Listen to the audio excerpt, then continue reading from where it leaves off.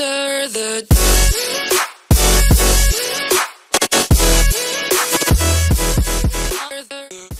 Hello again, guys. It is I, freedon700. We are back with some Star Wars lore. Ooh, we never done one of these before, but hey, I figured let's talk about the favorite thing that makes Star Wars, which is a lightsaber. So what is it exactly? Now, since Disney kind of bought out of Star Wars, it kind of changed the lore a little bit on us, but there's still some lore to it that is accurate, and there's some new lore that kind of conflicts with the old one and makes absolutely no sense. So we're going to kind of go with a mishmash of the two.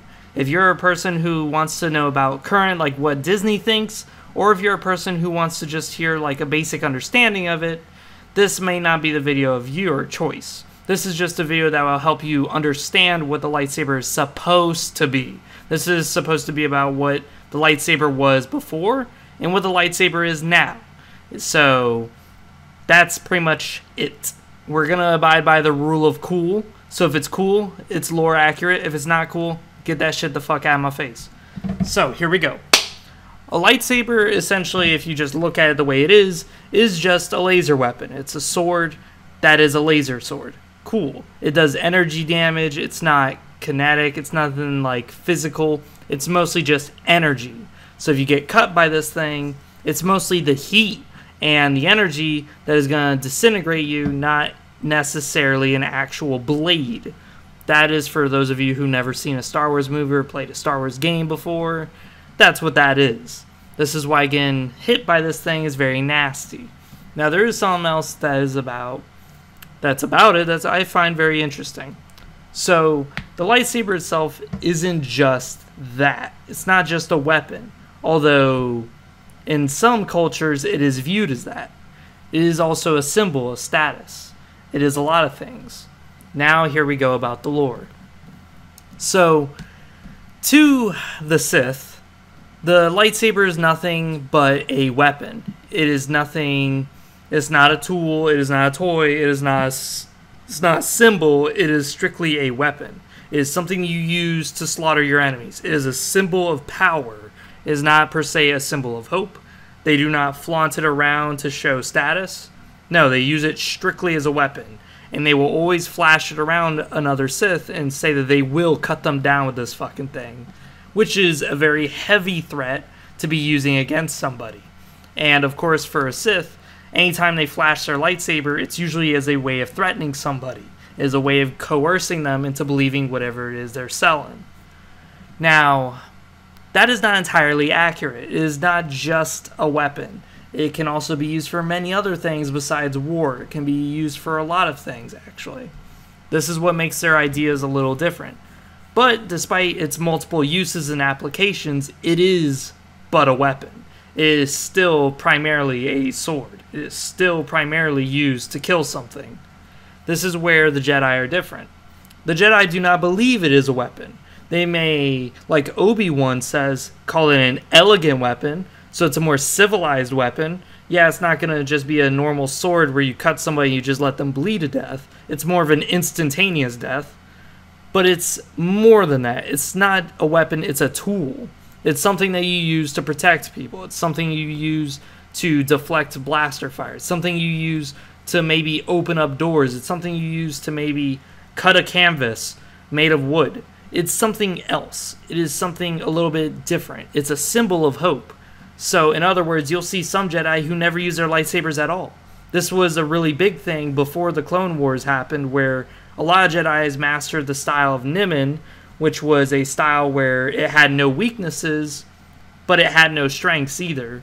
So essentially it was mostly improvised combat, where there was no exactly lightsaber form to it. It wasn't like the Shi-Cho form, where you actually had strict doctrine, strict discipline, ways of using your lightsaber, ways of using your own martial prowess. No, it was more of just, you have a lightsaber, try to do your best with what it is you got. Use your reflexes, use your mind to kind of mix-mash the Force with the blade. But the whole point of why Jedi would use Nimin back before the Clone Wars was because they would use their lightsaber kind of as a way of inspiring people. So in other words, before the Clone Wars, Jedi went always charge into battle. They wouldn't always charge in to save a village. They would instead kind of sit back and use their knowledge and educate villagers how to defend themselves. They would maybe be diplomats and try to negotiate between two parties and use their lightsaber just as a simple tool to show them that they are the real deal. They are not simply there to just take sides. They're not there to make it where one side agrees with them whereas the other side gets perished. No, they're just simply there to uphold the peace and defend things. That's what the weapon is to them. It's a symbol. Now, of course, it's not entirely accurate. It's actually a dangerous weapon, and it can inspire other emotions, not just hope, but fear. It can instill a lot of difficult emotions that Jedi probably do not understand. Now, as far as like how does one get a lightsaber? Well, you can build one. That's the Jedi way. The Jedi believe in building their lightsaber. Make the lightsaber you, because those crystals inside the lightsaber are actually a little force sensitive. So in other words, whenever you, a Jedi, are using this thing, a little bit of you kind of draws power from the crystal, and the crystal kind of draws power from you, because the crystal itself does have force potential. Now, the crystal isn't going to become sentient anytime soon. That's not fucking possible. But it does react in a certain way to the user. In other words, if someone is, for say, using force lightning on you, you can deflect it with the blade because of the fact that the crystal does have some force in it. So now you can use it as a way to block off psychic attacks, force attacks. But if you want to, per se, blast that person with force lightning, you could actually imbue lightning into the blade because the crystal is force sensitive. You can pour the force into the crystal and make the blade electrical. Now you do electric attacks on top of the energy attacks. That is something that's totally possible. You can totally do that. But this is the thing. So when it comes to a Jedi, they can build their own lightsabers and personalize it. That's their way of doing it. It's, after all, a tool. It's something that's more of an icon, not a weapon. So if you see a lightsaber that's a staff instead of an actual blade, like a little short saber, that's totally possible. A Jedi could decide to do that. Or you could see a Jedi who makes a lightsaber that's so fucking short you can only hold it with your finger and your thumb. That's totally possible. You can do that.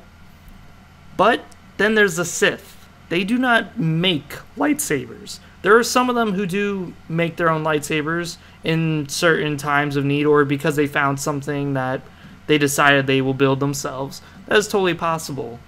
But in order to get their first lightsaber, they do not build it. They take it.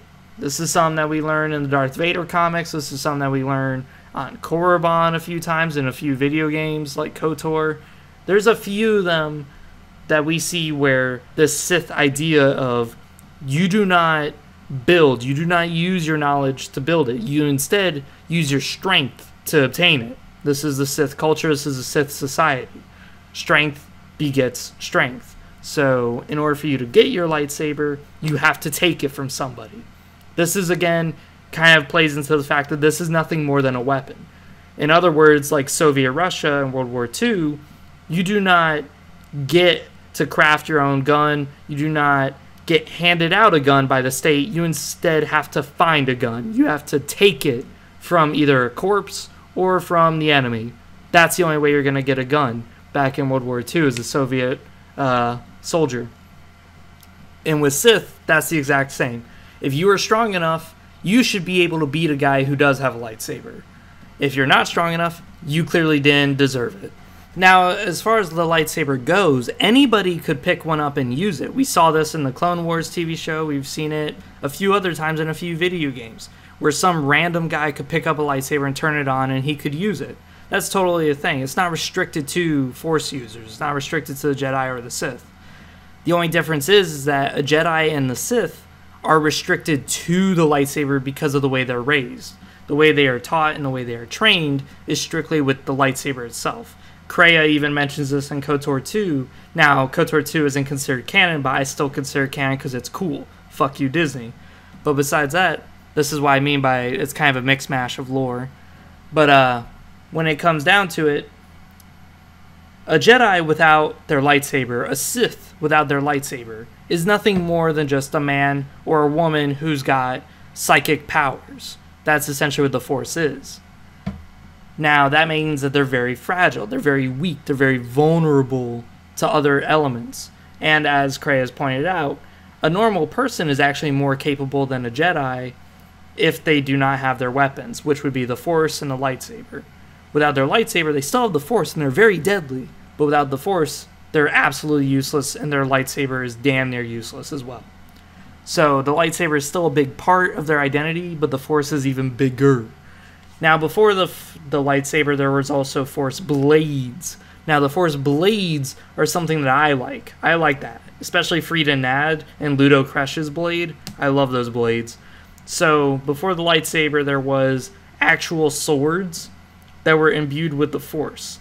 Now, imbuing the Force with a object like that is not an easy process, but when it is done, some of these Force blades are actually stronger than the lightsabers themselves. The only reason why they're not used is because, well, they don't really do much. They're just strictly weapons. This is why the Jedi like the lightsaber better, is because you can use it for multiple applications. You could use it to maybe cut a door down, so that way a villager can get out of the burning house.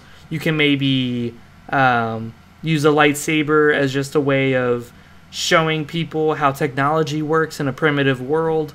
You could do a lot of things with it. But a sword, that's a very primitive piece, and that's something that just about anybody could pick up and use, and people wouldn't really be inspired by that. If anything, they would just look at it as a very primitive tool, especially since you can't use it to save people. Now, to a Sith, they don't really care per se. They just prefer the lightsaber because, one, the Jedi are using it, and two, the lightsaber is actually really powerful. As I said before, you are able to imbue the Force with the crystal inside it. But the Sith swords tend to corrupt. They sometimes have a mind of their own. Just as a little correction here, because I just noticed my editing mistake while I'm editing the video. I say freedon nadd. What I mean to say is ajunta pall.